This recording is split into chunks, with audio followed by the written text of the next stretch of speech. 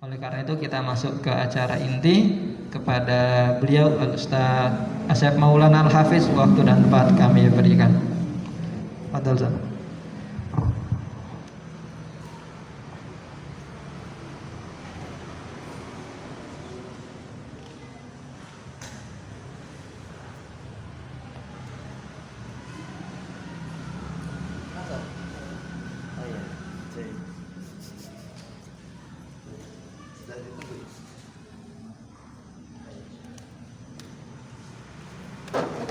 Ustaz yang di belakang mungkin isilah di yang di samping sini nggak apa-apa, silakan.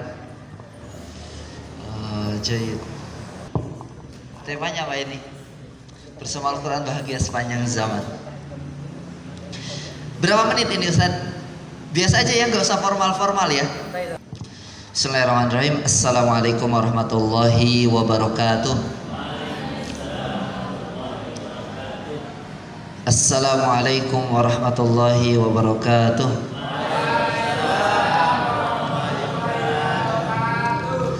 Innal hamdalillah nahmaduhu wa nasta'inuhu wa nastaghfiruh wa na'udzubillahi min syururi anfusina wa sayyiati a'malina, may yahdihillahu fala mudhillalah wa may yudlilhu falan tajida lahu waliyyan mursyida. Asyhadu an la ilaha illallah wa asyhadu anna Muhammadan abduhu wa rasuluhu la nabiyya wa la rasul ba'dah. Allahumma salli wa sallim ala sayyidina Muhammad wa ala alihi wa man tabi'ahum ila yaumil qiyamah. Masya Allah banyak sekali ya Ustadz dan Ustadzah Al-Hikmah ini. Tahun depan juga Masya Allah markas-markas sudah jadi Ustadzah. Ya Ustadzah Hana gimana? Ada Ustadz itu ada nggak Ustadz Abad ini mana? Enggak, yang putra mana ikut nggak? Simaan. Oh masih di asrama. Oh iya, di markas. Di rumah warga. Di rumah warga. Pasti dikasih itu berkat ya. Masya Allah. Masya Allah. Taib. Sudah banyak Masya Allah luar biasa. Ujian tahfidz sudah selesai semua? SMP, SMA sudah selesai? Alhamdulillah. Dan udah selesai juga semuanya. Tugas-tugas, rapot, nilai semuanya sudah selesai. Nanti malam selesai. Oh, alhamdulillah. Setelah itu besok sudah merdeka. Belum. Oh belum. Hah?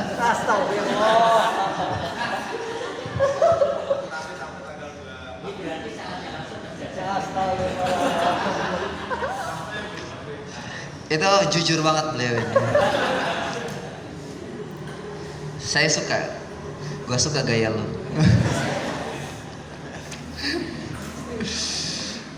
Dan nanti tanggal 25 pulang ya. Sudah diketok palu ya. Enggak ya, kalau nggak berubah keputusannya. Kok kan sedih langsung kan, Masya Allah. Gimana? Oh, good. Sampai Sabtu depan. Betul. Sampai Jumat depan. Tanggal 24. Alhamdulillah. 23. Biasa aja dong Ustaz Mutofar bilangnya tanggal 24 Ustaz. Berarti hari Rabu ini hari Sabtu, Rabu, Kamis, Jumat. Sudah berapa Ustadz yang ngisi? Baru saya sendiri. Beneran loh, katanya mau ada Ustadz Selamat, ada Ustadz siapa lagi? Hah? Ustadz Arif sudah, Ustadz Arif sudah. Ustadz siapa lagi? Ustadz Miftol, Ustadz Miftol tuh putranya siapa namanya? Putranya Abduh. Sa'ad. Yang mana? Yang cowok, Sa'ad sama Abduh. Dua. Oh, ada dua. Siapa? Abduh sama Sa'ad. Ya Ustadz Miftol, Ustadz Abu Sa'ad, Ustadz Abu Abduh, Ustadz Asep, Ustadz Abu Khalid, terus siapa lagi itu banyak. Berarti baru ya sama, berarti masih internal ya. Justru yang internal itu bagus karena tahu apa isi hati antum semuanya. Masya Allah. Yang nyimak siapa aja ini? Yang nyimak siapa aja? Ustadz Ulin. Terus Ustaz Selamat, Ustaz Ubay, terus siapa lagi udah? Ustaz Irsyad. Mana Ustaz Irsyad? Oh ya, yang putri siapa aja yang nyimak?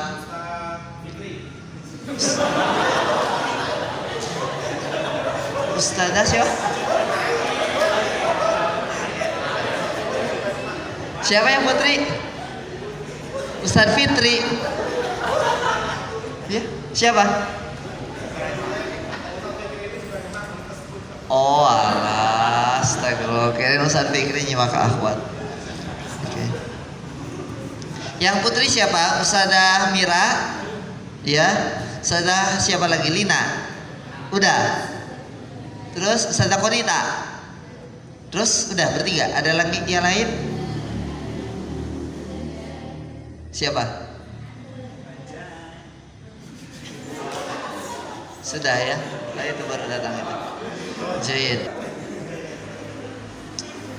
Tadi pertanyaan waliyatalatov ya, waliyatalatov itu memang penjelasan yang saya pernah dapat itu tanda dari yang pertama dia mengatakan bahwa tanda pertengahan Al-Quran ya, Al-Quran kalimatnya.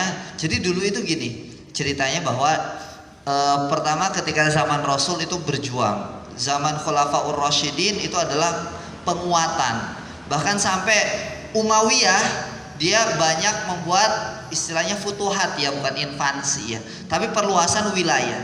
Berbeda dengan Bani Umayyah, Bani Abbasiyah ketika itu tidak fokus kepada kuantitas ya, kepada kuantitas daerah jajahan dalam tanda kutip ya, bukan kuantitas pada daerah kekuasaan, tapi justru menguatkan daerah kekuasaan yang sudah ada. Maka dalam dinasti Abbasiyah tidak ada sama sekali, hampir minim sekali kaitannya dengan perluasan wilayah.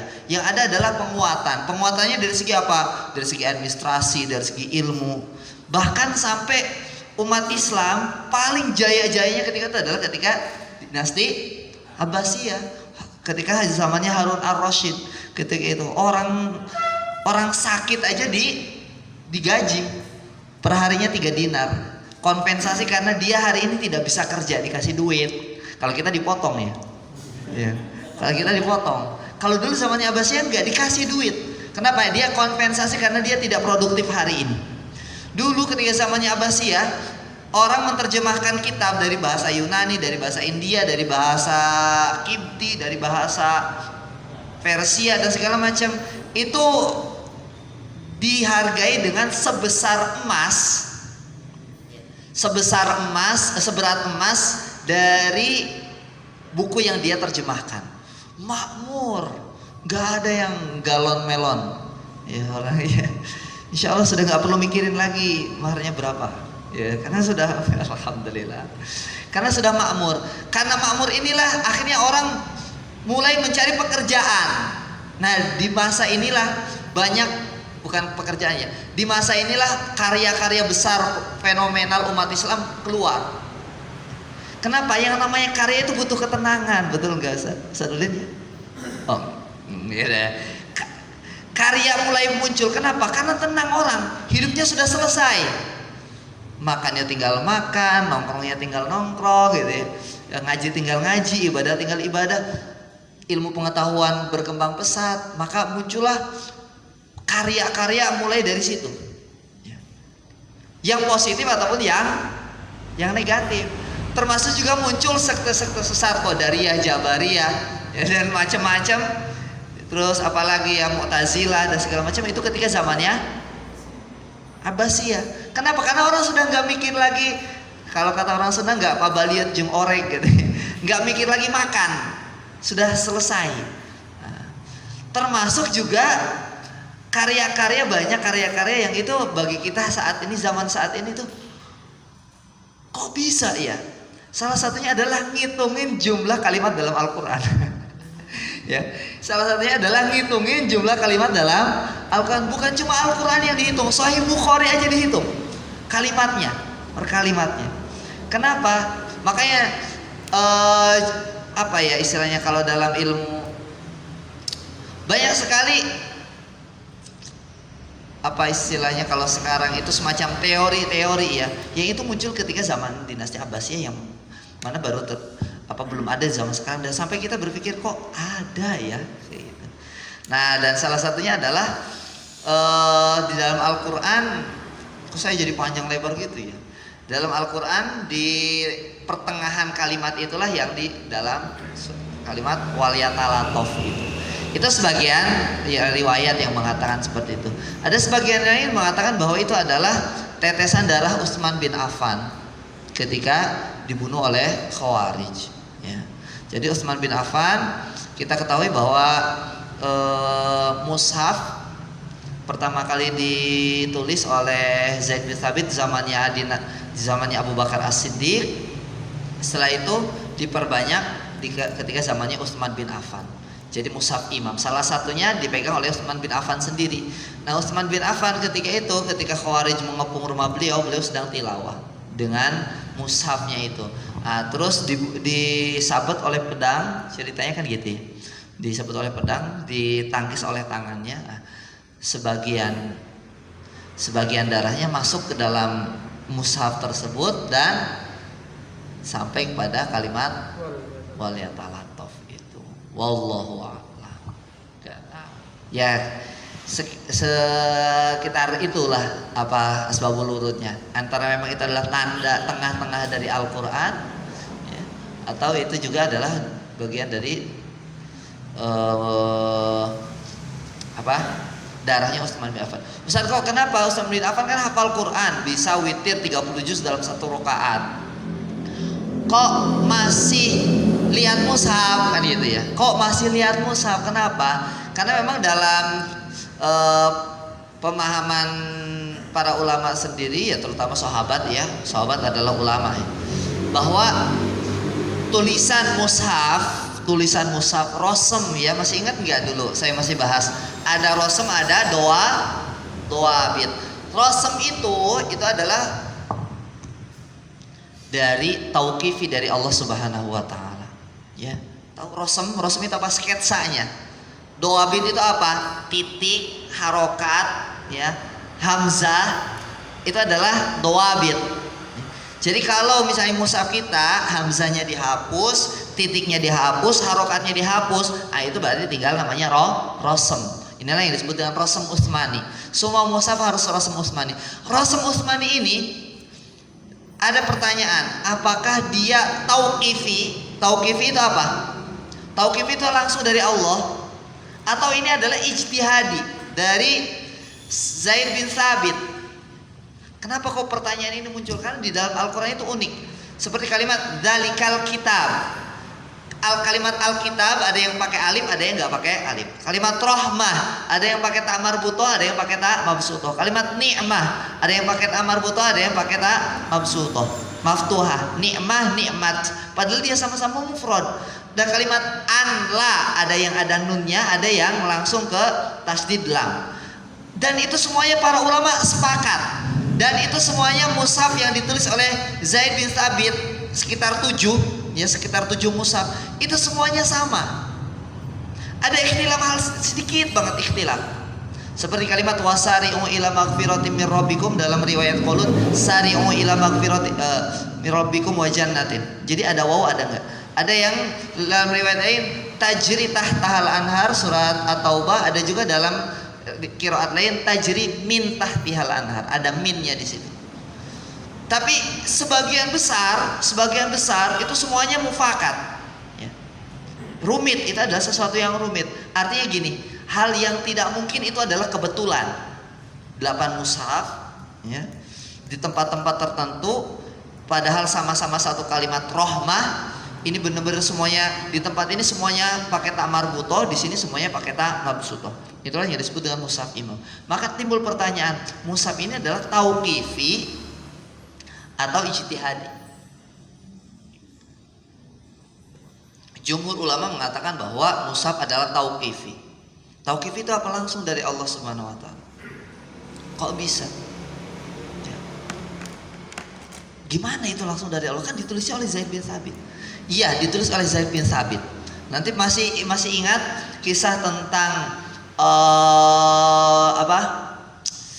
penulisan mushaf, Zaid bin Thabit ketika mau mengumpulkan semua ayat Quran, salah satu syaratnya apa? Harus ada tulisan yang ditulis di depan Rasulullah SAW. Kenapa? Karena dibenarkan oleh Rasulullah SAW. Ditulis oleh sahabat tapi dibenarkan oleh Nabi. Pertanyaan berikutnya, Nabi kan nggak bisa baca. Ya, huwallazi ba'atsa fil ummiyina rasulan minhum yatlu alaihim ayat. Nabi kan nggak bisa baca. Gimana bisa membenarkan? Gimana kira-kira jawabannya? Para ulama kembali lagi kepada dua pendapat. Yang pertama adalah Nabi bisa membaca sebenarnya, tapi di akhir hayat beliau. Nah, ini ada pendapat yang memang agak gharib ya, agak aneh. Tapi ada yang mengatakan pendapat seperti itu. Kenapa? Dalilnya apa? Karena dalam sebuah hadis dikatakan ya, masih ingat tentang hadis yang melakukan satu amal soleh akan dilipat gandakan menjadi 10 atau 700, dan yang beramal buruk ya dan melakukannya akan hanya dibalas dengan satu keburukan. Itu hadis tentang Isra Mi'raj. Ya, hadis tentang Isra Mi'raj. Apa kata Rasul sallallahu alaihi wasallam? Aku melihat pintu-pintu surga. Gerbang-gerbang surga. Ya, Ustazah Tina ngantuk loh. Udah selesai wisuda ya? Kok yang lain belum pada kembali? Oh, ada yang karantina. Oh. Jahit. Nanti saya bahas kalimat karantina. Kenapa itu kalimatnya karantina? Dan saya juga nggak setuju kalau Al-Quran disebut karantina. Quran itu nggak setuju. Karena itu nanti kaitannya dengan virus lagi. Jahit. Nanti sedikit cerita. Balik lagi tadi. Ya. Jadi ada satu ulama yang mengatakan bahwa Al-Quran Rasul itu bisa membaca di akhir ayat. Kenapa? Dalam sebuah hadis dikatakan, aku mendatangi pintu-pintu surga dan di pintu tersebut tertulis barang siapa yang melakukan satu kebaikan maka Allah akan lipat gandakan antara 10 sampai 700 kebaikan, dan barang siapa yang melakukan keburukan maka akan dibalas dengan satu keburukan. Kalau dari mana Rasul tahu kalau di situ ada tulisannya kalau beliau nggak bisa baca? Kan gitu. Dari mana Rasul tahu kalau itu memang dibaca barang siapa yang melakukan satu kebaikan akan dilipat gandakan? Berarti Rasul bisa membaca. Ya.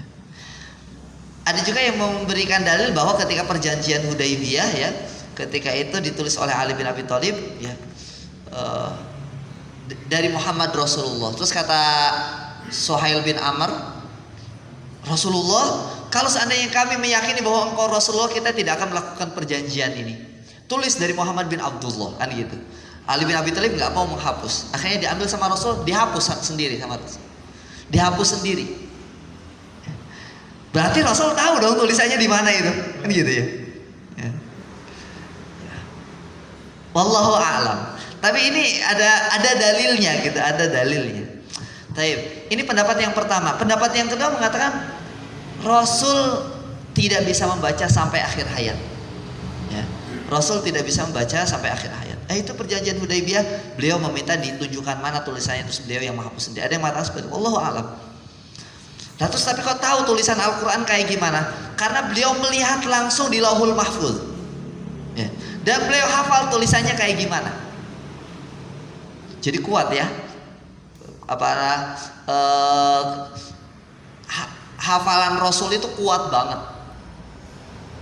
Jadi Rasul melihat 30 juz di Lauhul Mahfuz, semuanya tulisannya kayak gimana, tanpa tahu dibacanya kayak gimana. Dan ketika itulah ketika beliau turun satu ayat, terus dilihat dicocokkan dengan ingatan beliau ketika dulu melihat di Lauhul Mahfuz. Oh ya, ini tulisannya benar. Wallahu a'lam. Tapi yang jelas kembali lagi bahwa tulisan Al-Quran ini adalah tauqifi, langsung dari Allah Subhanahu wa taala. Rasulnya langsung dari Allah. Kenapa? Karena dengan Rasul inilah ada mukjizat. Seperti dalam qiraat Sab'ah, wa arsalna riyaha busyra wa arsalna riyaha nusyura. Ya. Jadi bisa busyra, bisa nusyura. Busyra artinya kabar gembira, nusyura artinya menyebar, dan dua-duanya benar. Ini kita rodo ilmiah siti ya. Saya nggak perlu saya nggak perlu menerjemahkan ya. Insya Allah semuanya sudah paham. Kan gitu ya. Dalam qiraat seperti itu. Fatabayyanu fatasabbatu. Ya, fatabayyanu fatasabbatu. Terus yatafattorna yanfatirna. Yatafattorna yanfatirna. Dalam qiraat dibaca seperti itu.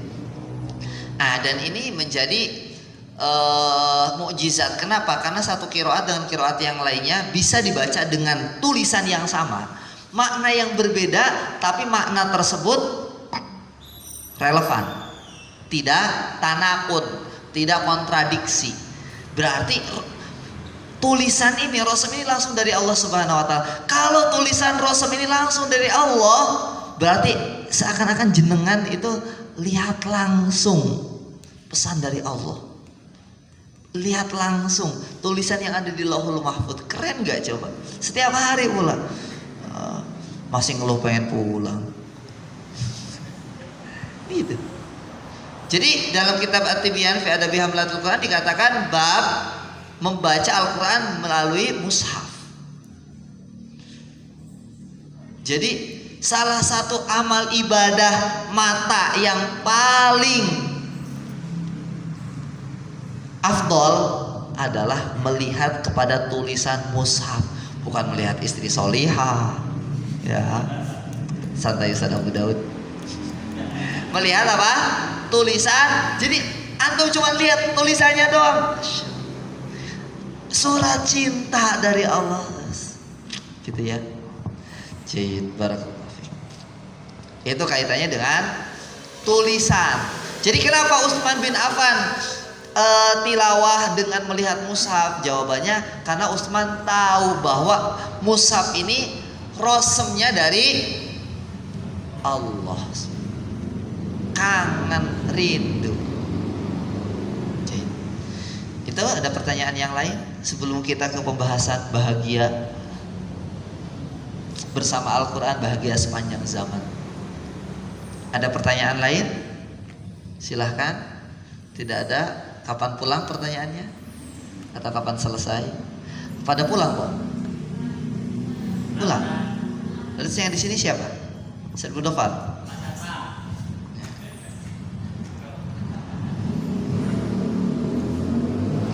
Kalimat karantina itu dari kuarantin, itu dari bahasa Italia, ya, dari bahasa Italia. Artinya adalah 40 hari. Nah, dulu kan ketika Venesia menjadi gudangnya virus, ya, mereka memilih satu pulau khusus yang mana kan dulu kan nggak ada pesawat, ya nggak ada pesawat. Jadi semuanya, jadi yang namanya peradaban itu semuanya rata-rata di pesisir.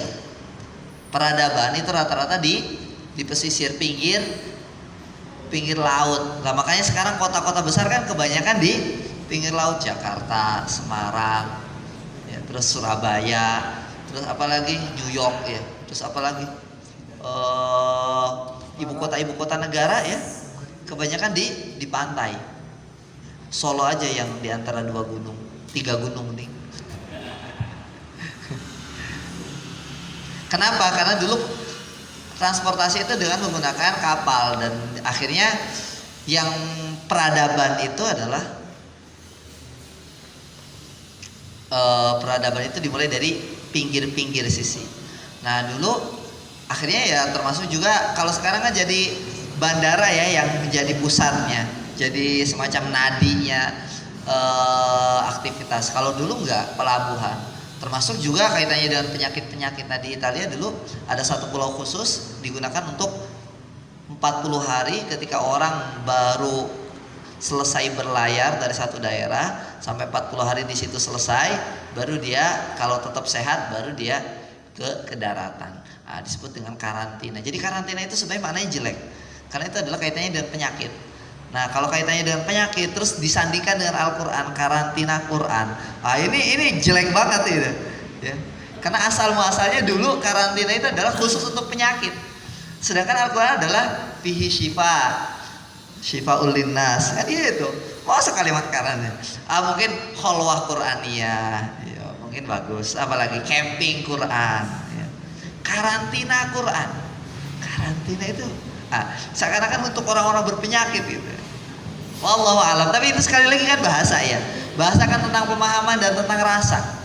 Ya, rasa yang pernah ada. Jadi ada pertanyaan yang lain? Tidak ada? Tidak ada? Enggak ada? Alhamdulillah. Ya, kamu belum pulang toh? Oh iya, kasihan banget. Siapa? Keisha. Belum pulang? Oh, kirain ustazah. Tidak ada pertanyaan lain atau ada pertanyaan silakan ditulis terus. Daripada nanti boring kan.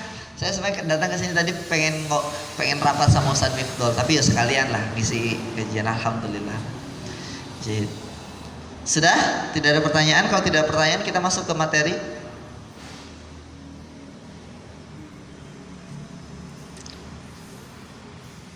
Jahid. Dengan Al-Quran bahagia sepanjang zaman. Atau ngerasa bahagia nggak ini sekarang duduk di sini? Tenang nih, bahagia nggak? Ustaz Mudhafar bahagia, yang lain pengen pulang. Yang lain pengen pulang. Gimana? Taib. Bahagia bersama Al-Quran. Mudah-mudahan 30 menit aja ya. Nanti kalau 30 menit nggak ada pertanyaan berarti sudah selesai. Ya. Berarti selesai, alhamdulillah. Pada asar apa kegiatan? Halqah. Terbaik. Ada itu nggak? Ada Qiyamul Lail bersama nggak? Berapa juz? 5 juz. 1 juz. Siapa yang imam? Gantian. Good. Terus alhamdulillah. Pada Isya halqah lagi. Mau diselipin Jazari enggak? Enggak mau. Kenapa? Ada Ustazah Rumbin yang udah selesai. Putra siapa? Oh iya, saya mumpung ingat. Kan nggak tahu nanti santri itu masuk lagi ke sini kan Januari kapan kan kita nggak tahu. Nah, kalau misalnya dan ternyata qadarullah antum juga belum ada kerjaan, kalau pengen ngafal matan atau ngafal matan lah terutama ya. Terus ustazah ya, bukan markas ya. Kalau markas kan sudah fokus. Kalau ada yang mau ngafal matan atau pengen fokus, mungkin yang putra bisalah 2 pekan di Aqsal Madinah, nggak apa-apa. Ya. Silakan mengajukan ke Ustadz Ulin atau Ustadz Ubay. Ya, nanti diajukan ke Ustadz Miftol, nanti dikirim ke sana. 2 pekan lumayan lah untuk menyelesaikan 107 bait kan. Kalau yang putri nanti yang ustazah, maksudnya kenapa kok harus di sana? Pertama biar perasaan antum itu berbeda kalau memang saya ini lagi belajar. Yang kedua nanti di sana ada yang nalkin. Kalau di sini bisa sih ada yang nalkin juga, cuman kan di sini sebelak dulu jajan sebelak. Terus apa lagi? Ayam geprek dulu ayam geprek. Terus apa lagi? YouTube dulu itu. Nanti kalau di sana di itu terus. Kalau putih nanti bisa di Riyadhus lihat. Gak apa-apa, ahlan wa sahlan. Ya. Bersama Al-Quran bahagia sepanjang zaman. Nah, temanya kayak gitu.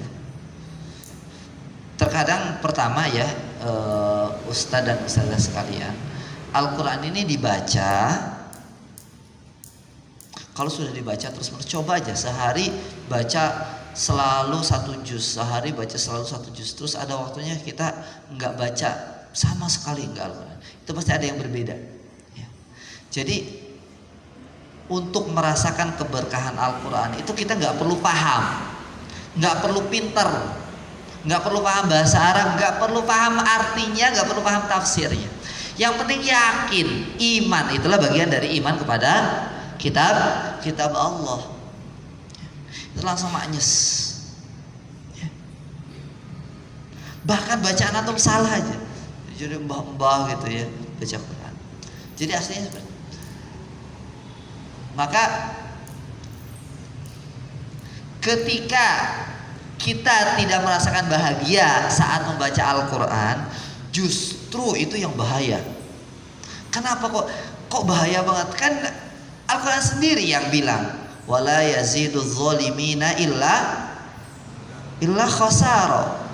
Wala yaziduz zalimina illa khasara. Al-Qur'an tidak menambah untuk orang-orang zalim kecuali khasar. Apa itu artinya? Kerugian, kegalauan. Kalau ada yang kan yang panas dengan Al-Qur'an hanya orang-orang zalim, jin ataupun ya orang-orang zalim. Coba panas enggak korupsi misalnya 1,7 M. Terus wasariqu wasariqatu faqta'u aydiyahum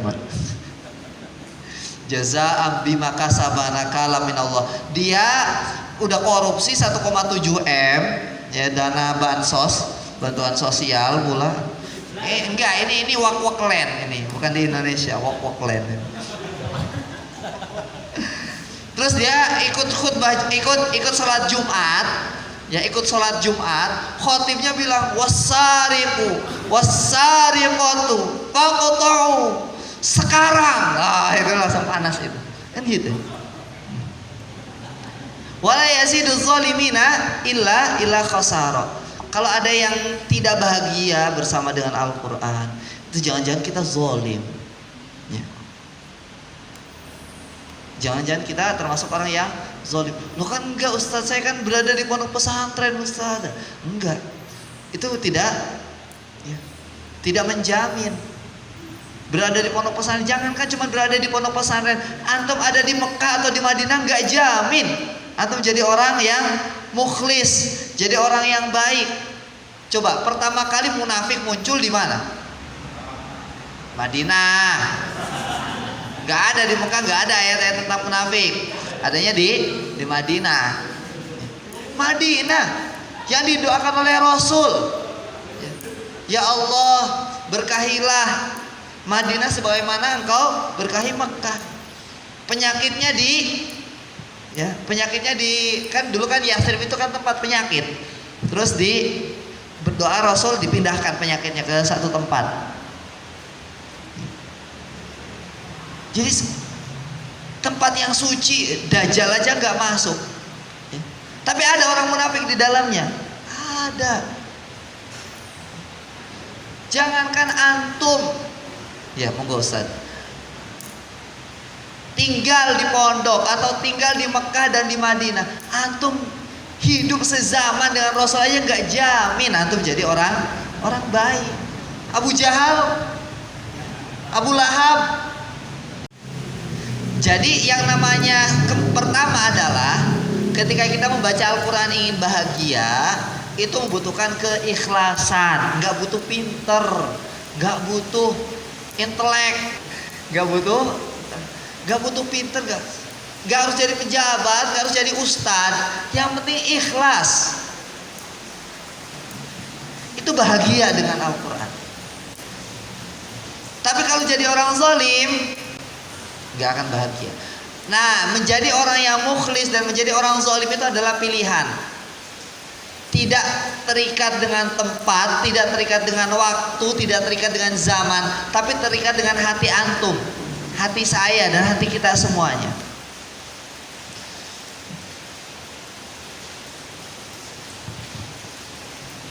Jadi jangan sampai kita ini jadi musyrifah Al-Quran di PPIT Al-Hikmah. Itu kayak pedagang bakso ya, tukang bakso itu yang paling tidak berselera dengan baksonya. Iya enggak niat tuh ya. Misalnya kita punya temen tuh jualan bakso, kita datang terus dikasih bakso gratis, ayo makan bro, ayo makan. Halah gitu. Jangan seperti tukang bakso atau tukang apa lagi, kebab lah, atau tukang pizza atau tukang mie ayam. Tukang mie ayam adalah orang yang paling tidak berselera dengan mie ayam. Tukang bakso adalah orang yang paling tidak berselera dengan bakso. Nah, jangan sampai kita musyrik Quran, musyrifah Al-Quran, justru malah jadi orang yang paling tidak berselera dengan Al-Quran.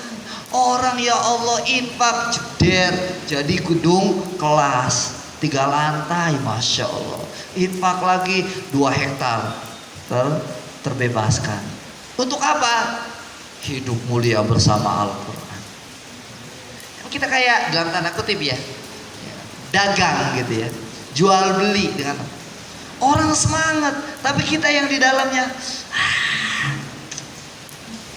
ini jangan sampai seperti itu ya. Justru yang paling berhak dengan Al-Quran sebelum anak-anak, sebelum orang lain itu justru kita sendiri.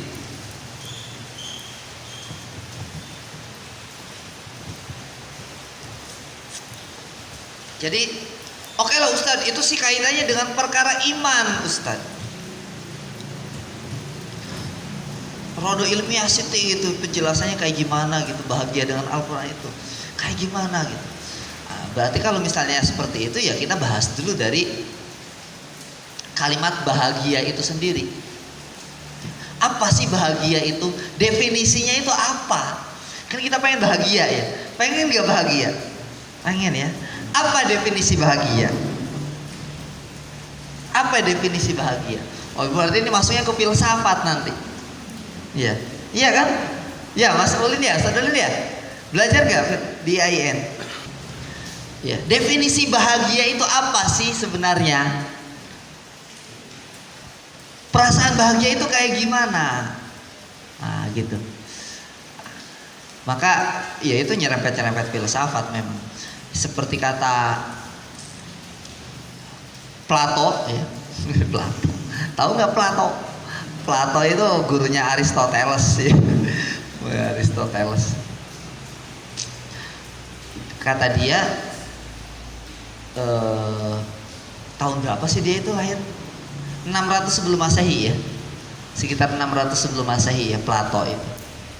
Kan Aristoteles kan sekitar 500-an sebelum Masehi. Dia bilang bahwa bahagia adalah kemampuan seseorang dalam meraih apa-apa yang dia inginkan. Kemampuan seseorang ya.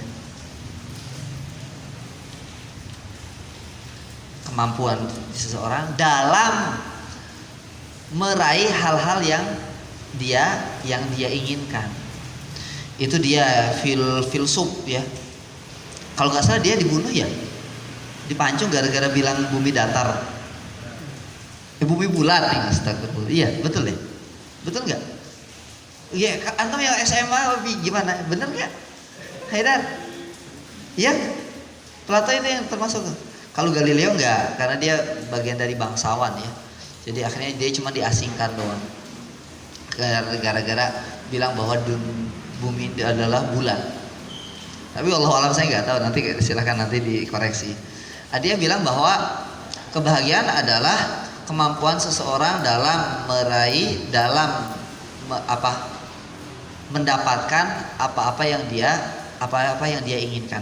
Tapi di waktu yang sama dia juga membuat satu kritik ya terhadap teorinya bahwa sedangkan kemauan seseorang itu banyak ya. Itu banyak dan terkadang juga merugikan kemauan orang lain ya, merugikan kemauan orang lain. Ada yang lebih parah lagi dalam mendefinisikan, seperti tokoh ateis akut ya, Nietzsche. Itu kalau dalam terkenal banget ya kalau dalam filsafat ya. Dia yang berkata bahwa Tuhan telah mati itu. Gak apa-apa ya, rodo-rodo filsafat sedikit. Gak apa-apa. Dia membagi manusia menjadi dua dalam hal kebahagiaan. Ada manusia lemah ya. Kasih perhatian sedikit udah sayang, dasar lemah. Ada manusia lemah satu. Manusia lemah itu apa? Yang mana dia sudah merasa cukup dengan keadaannya. Ini kalau bahasa agama ini qanaah itu. Qanaah. Jadi menurut ini kan memang orang yang benar-benar anti agama banget. Jadi menurut dia manusia dalam meraih kebahagiaannya itu ada dua. Yang pertama adalah manusia lemah, yang dia berserah diri dengan keadaan dan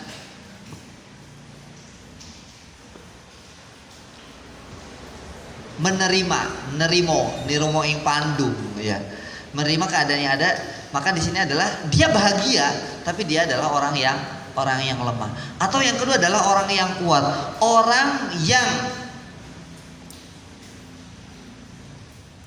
menahan segala kecapean, segala letih, tapi dia mempunyai kekuatan, mempunyai potensi untuk mendapatkan segala sesuatu yang dia inginkan, baik itu kekuasaan, baik itu adalah pengaruh, ya, baik itu adalah hal duniawi ya. Jadi menurut dia adalah orang yang kuat dengan kebahagiaannya adalah orang yang mempunyai obsesi yang besar dan dia mampu untuk melaksanakan obsesinya tersebut. Dia mempunyai alat-alat, ya, untuk bisa mendapatkan hal tersebut. Maka bagi dia agama itu adalah candu. Kenapa? Karena dia bilang seperti itu.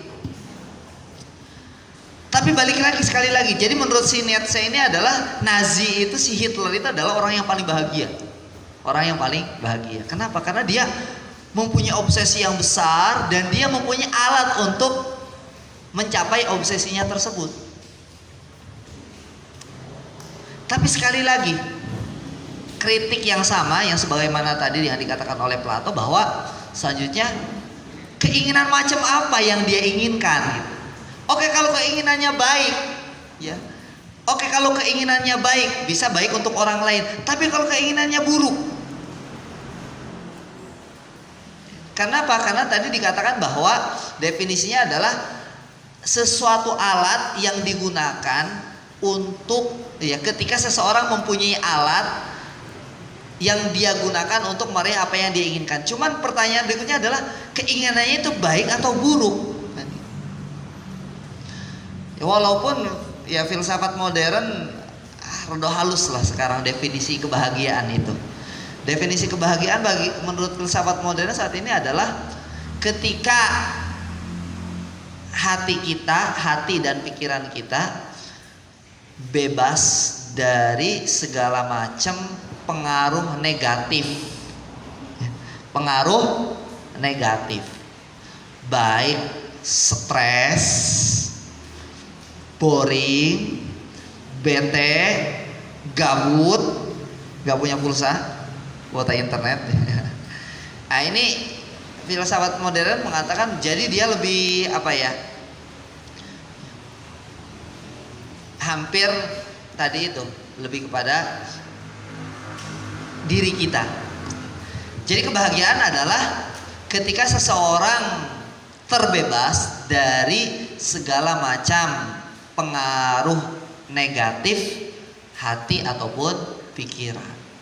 Nah, tapi yang perlu kita garis bawahi, kenapa kok di Muqaddimah dari sini dulu? Yang namanya bahagia memang banyak definisinya ya. Mahatma Gandhi punya definisi tersendiri. Ya, terus siapa lagi? Ya, Nelson Mandela punya definisi sendiri. Galileo punya definisi sendiri, atau mungkin Imam Ghazali punya definisi sendiri. Siapa lagi?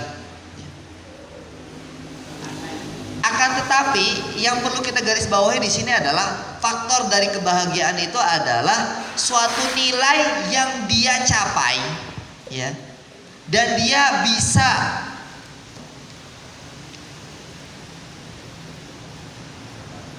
mendapatkan nilai tersebut. Cuman yang masih wagu dan abu-abu adalah nilai apa itu gitu.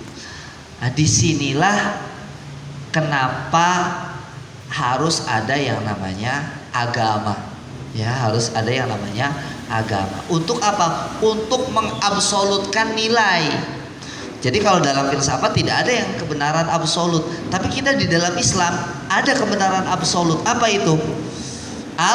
Al-Quran, wahyu. Itulah yang membedakan kita dengan orang kafir. Ada namanya iman. Kenapa? Karena otak manusia itu juga terbatas untuk memahami segala hal yang terjadi di dunia ini. Maka membutuhkan garis-garis besar. Itulah tugasnya dalam agama. Untuk itulah Tuhan menurunkan cara pandang hidup. Artinya dari definisi tersebut saja kita mengetahui bahwa Al-Quran ini diturunkan adalah untuk suatu kebahagiaan. Kalau kita nggak bahagia, kalau kita nggak merasakan bahagia, berarti ada yang kabur dari cara memaknai kita terhadap kebahagiaan itu sendiri. Mafhum? Muter-muter Ustaz. Yo intine koyo ngono kuwi. Ya. Jadi kalau kita nggak bahagia dalam membaca Al-Quran, artinya adalah tadi kan bilang ya bahwa kebahagiaan secara ilmiah adalah kemampuan seseorang untuk mendapatkan sesuatu yang diinginkan. Nah, keinginan ini perlu dijabarkan dan perlu namanya rel, perlu namanya kaidah. Kalau kita tidak punya kaidah terhadap keinginan, sehingga keinginan kita akan melukai keinginan orang lain. Misalnya Hasan punya baju bagus banget, habis beli Robani diskon 50%, harganya sebelumnya 1 juta terus jadi 500.000. Saya pengen, saya ambil langsung tanpa kepengetahuan dia. Bahagia saya. Oh bahagia. Tapi seperti itu kah apanya? Jadi ada satu nilai. Nah nilai itu harus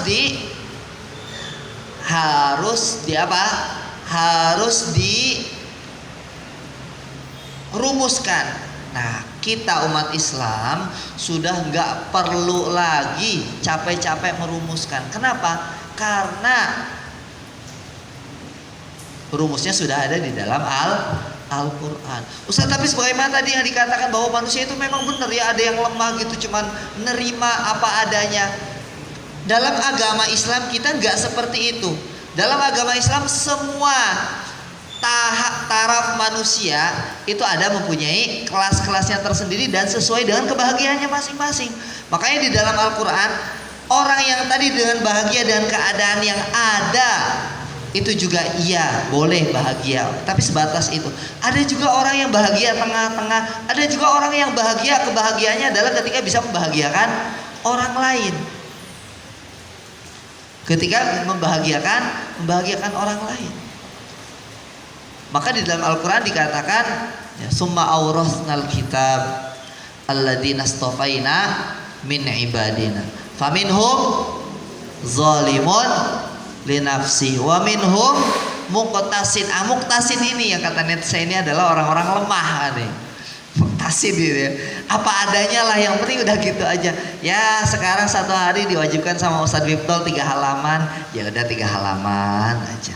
Alhamdulillah nyampe target. Kalau udah nyampe target ya udah selesai, gak apa-apa.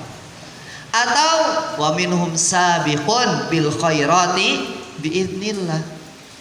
Atau ada orang-orang yang mempunyai obsesi, mempunyai keinginan, dan dia mempunyai kekuatan dan alat-alat untuk mencapai keinginannya tersebut. Jadi lengkap banget agama kita, Islam, Al-Quran memaknai tentang kebahagiaan itu lengkap banget. Mau antum jadi tipe orang seperti apa, extrovert, introvert, orang yang menerima apa adanya, orang yang menerima obsesi, semuanya ada tata caranya di dalam Al-Quran. Balik lagi tadi kepada makna kebahagiaan itu sendiri. Ya, kebahagiaan itu sendiri. Jadi kebahagiaan itu diawali dengan perspektif kita terhadap nilai. Sekarang nilai kamu, nilai antum, nilai saya mempunyai nilai yang akan saya capai.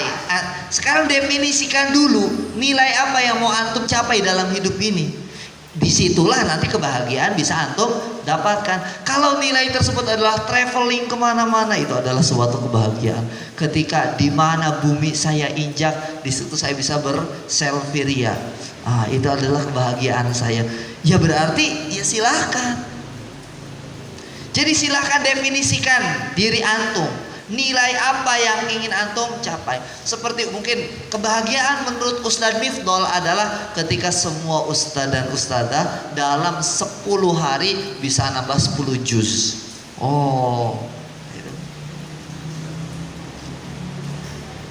Gitu ya.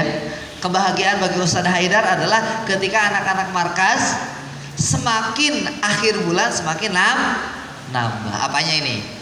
Hafalannya ya, bukan berat badannya. Itu menurut Ustadz Haidar. Kenapa? Karena ada nilai. Ketika antum, Hasan, Husain, Abad, terus siapa lagi? Kelvin. Satu lagi siapa? Welly. Bisa nyampe target, Ustadz Haidar dapat sesuatu nggak? Nggak dapat. Gajinya apa naik gitu, dapat bonus gitu, umroh 5 kali pulang pergi dalam 1 bulan. Nggak ada. Tapi dia merasa bahagia. Kenapa dia merasa bahagia? Karena ada nilai yang dia capai. Dia sudah mendefinisikan bahwa kebahagiaan saya di akhir bulan itu bukan hanya di tanggal 25,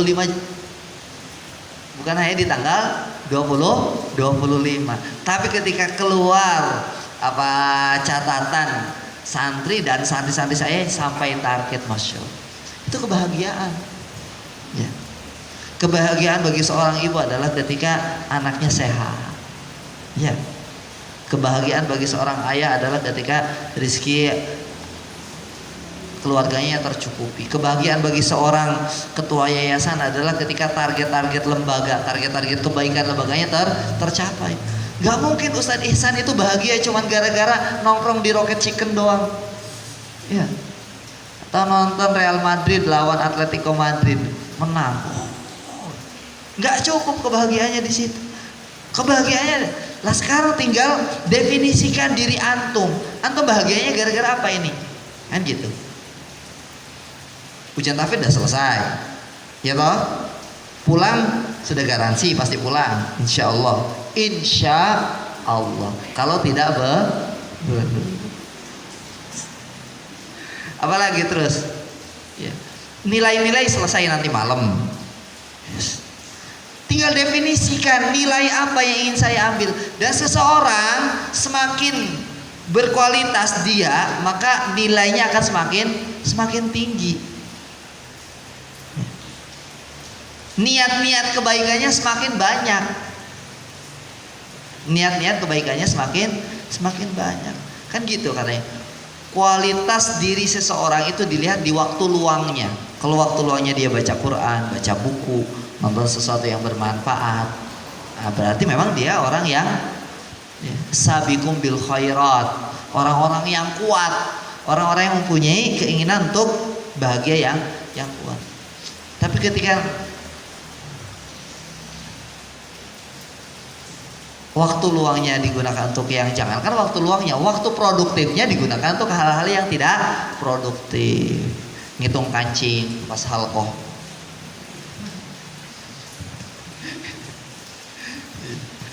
Ngelamun, kapan pulang ya Allah.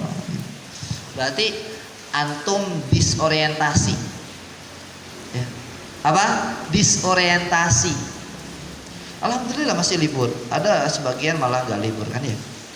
Gitu ya. Jadi itu adalah memaknai kebahagiaan. Kebahagiaan itu dari Al-Quran itu adalah sumber dari nilai kehidupan. Al-Quran adalah sumber dari nilai kehidupan.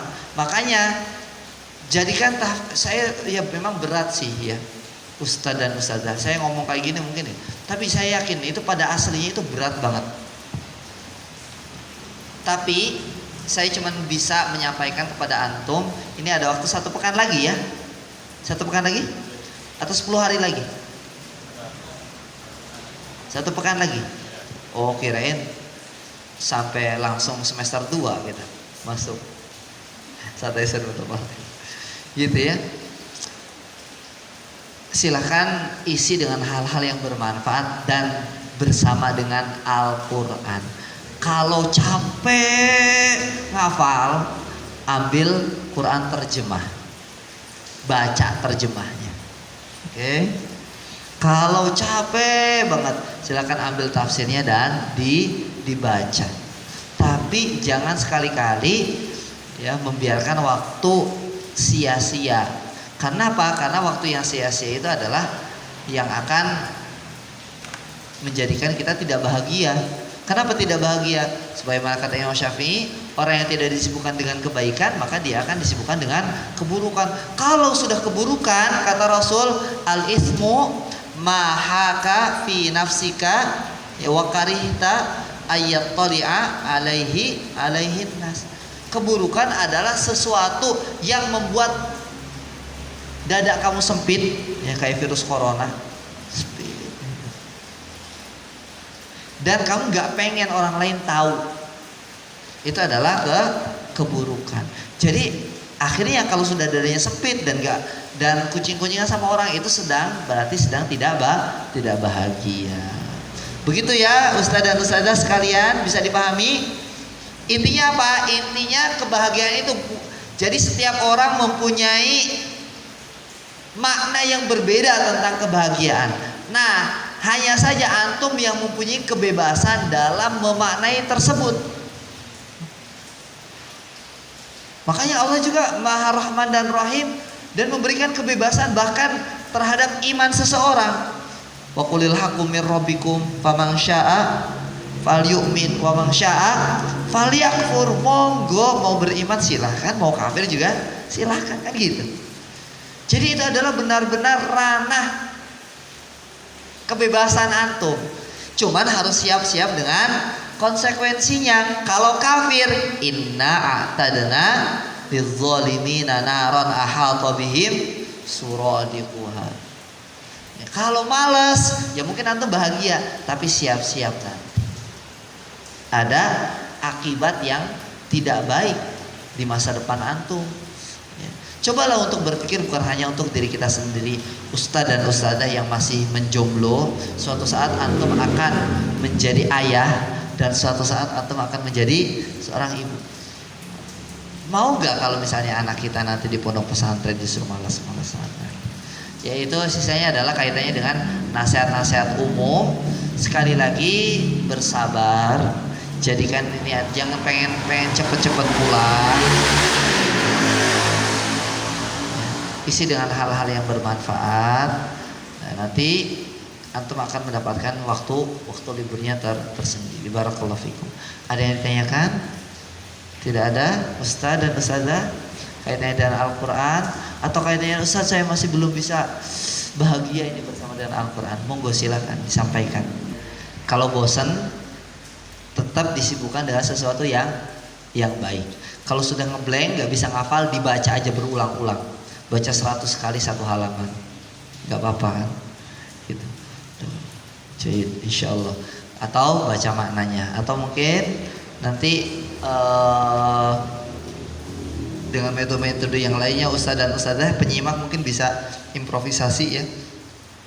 Ya bisa nanti buat lomba cerdas cermat kaitannya dengan Al-Quran, boleh itu. Ya, nanti ustadz berapa kelompok, ustadzah berapa kelompok. Nanti materinya apa? Sambung ayat juz 30, juz 29, pengetahuan tentang asbabun nuzul. Ya, terus apa lagi? Terus kaitannya dengan makna ayat. Terus kaitannya tajwid. Ya, kaitannya dengan tajwid, kaitannya dengan lanjutkan ayat. Itu aja. Nanti silahkan Ustadz Ubay, Ustadz Ulin, ini ketua itu ya, ketua acaranya Ustadz Ulin. Iya? Atau siapa? Ustadz Ulin ya. Silakan buat improvisasi yang kira-kira bisa menyenangkan kaitannya dengan menghafal Al-Quran itu sendiri. Barakallahu fikum, kurang lebihnya saya mohon maaf. Subhanakallahumma bihamdik asyhadu an la ilaha illa anta astaghfiruka wa atubu ilaik. Wassalamualaikum warahmatullahi wabarakatuh. Syukran jazakumullah khairan katsiran. Atau mungkin langsung dikasih coba-coba aja, Ustaz. Enggak, momen aja. Oh, momen. Misalnya antum tahu bagaimana lomba cerdas cermat, nanti bisa di-follow up sama mereka. Iya. Kapan Ustaz Ubed? Aduh, Ustaz Ubed mana? Hari apa, Ustaz? Kira-kira, Ustaz? Lomba.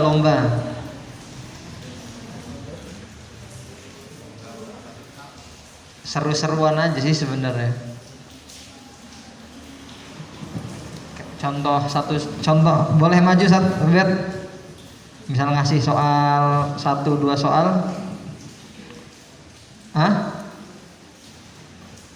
Antum yang tahu katanya. Ya mungkin nanti insyaallah di format oleh panitia terkait lomba yang penting seru-seruan aja, maksudnya Anda kira 10 hari itu ada 2 harinya game, satu hari jalan-jalan, satu harinya game kayak mukhoyam biasanya gitu, kayak gitu. Wallahu a'lam bishawab. Nanti kita tunggu dari panitia. Kurang lebihnya mohon maaf, kita cukupkan nggih. Sekali lagi kami ucapkan jazakumullah khairan katsiran Ustaz Asep. Untuk musyrif Mas'ul Tahfiz LTQ sebada ditutup acara ini dimohon untuk berkumpul sebentar. Mungkin di balik sini ada tempat bersama Ustaz Asep Maulana Al-Hafidz insyaallah. Mari kita tutup acara ini dengan mengucapkan alhamdulillah dan doa kafaratul majlis. Alhamdulillahirabbil alamin. Subhanakallahumma wa bihamdika asyhadu an la ilaha illa anta astaghfiruka wa atubu ilaik. Saya selaku pembawa acara mohon maaf, sampai jumpa kembali di kajian-kajian atau taujih selanjutnya. Wallahul musta'an. Assalamualaikum warahmatullahi wabarakatuh.